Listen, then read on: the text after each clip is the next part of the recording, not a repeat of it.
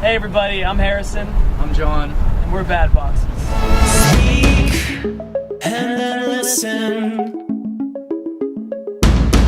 'cause I can see your plans. How we got the name BADBOXES is my sister gave me this box from Egypt, and I started using it to keep smokables and bad things in it, and we started calling our studio BADBOX Studios, and eventually just got to the point where we had the album finished and we needed a name, and that was the most appropriate name we could come up with for how the music was created and the overall vibe that we were trying to portray.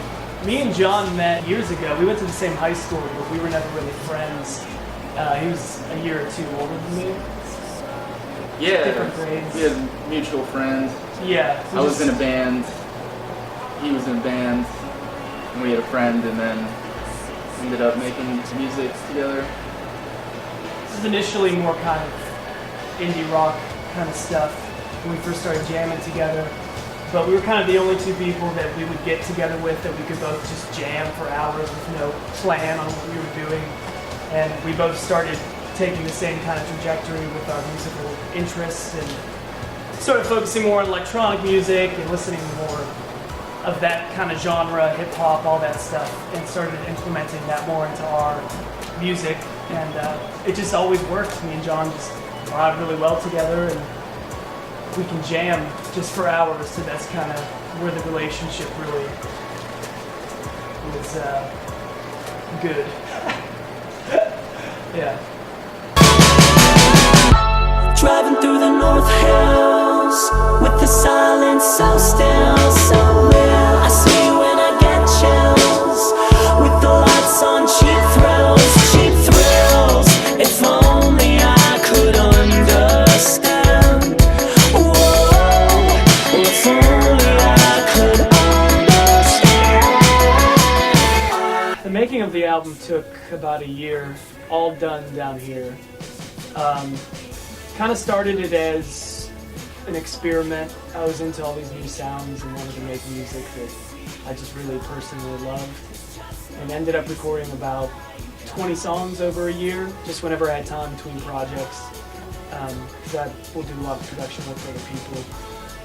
And it just got to the point where there were like, I don't know, 7 or 8 that really believed in, and came to the point, I spent a lot of time by myself down here, went crazy a couple times, but if out of it came something that I'm very proud of and very excited about. And we have like 10 B-sides or something from the album, so I'm sure those will be released at some point. But yeah, man, it was just like a self-discovery thing. Like, it was just me down here by myself for 12, 13 hours at a time. Didn't really hang out with a lot of people. Had just broken up with a girlfriend of like 4 years, and it was just what came out naturally. So at the end, it just had about 7 songs that I was the most pumped about, and we put it on the album and released it, and we're going full force now. So yeah, there were a few songs about a few different girls in there, but that really kind of spearheaded the whole process because I had all this free time all of a sudden, you know, and I fucking love doing this so much. Yeah, my favorite song on the album is The Mystery, for sure. It's just the closest to what I want to do and continue to do. With new songs, I kind of want to take it farther in that direction as well. So I've been collaborating with Harrison for a few years now, so I've seen the album come together, and I was working on something different at the time, and that is done. So now we kind of want to finally work toward the same cause. Yeah. Now, so I'm excited for the next album. The significance of the North Hills is that we live in the North Hills, and I've traveled a lot through my life, but I've always come back here, and this has always felt like it's always felt like home. It's always felt like kind of a safe haven that I can just get away and create in.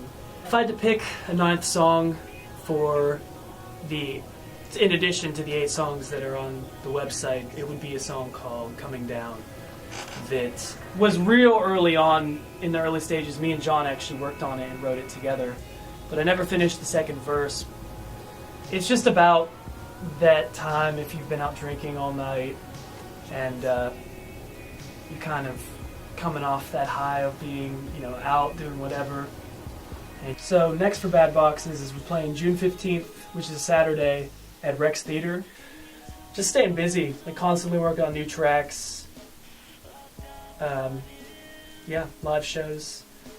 Probably want to have a new album out for a while because we want to continue working on the EP, making videos for it, some remixes, but yeah.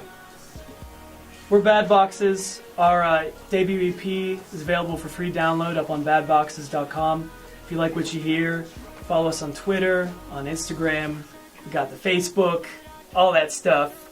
And hopefully you like what you hear. It's all up for free download on BADBOXES.com. And come see us play because the live show is very good. So you come see it.